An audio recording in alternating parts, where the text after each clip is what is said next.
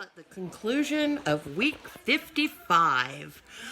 My house is done. I'm so excited. It's been a long year, plus. I've been living in a construction zone, which has not been the most enjoyable, but now I get to put my home back together, and I'm so excited. I can't wait to be a homeowner. Life is good, and I kind of didn't care too much for the person working on my house in the beginning, but turned out to be a great person, and my dog loves him.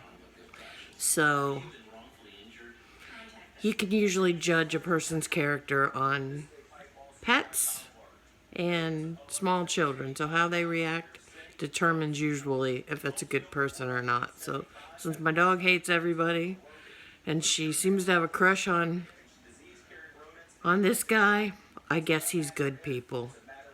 So I have peace knowing that I will whip this place into shape in no time, and I'm pretty excited about it. This is Lisa, your stylist, with a piece of me moment. Have a peaceful day.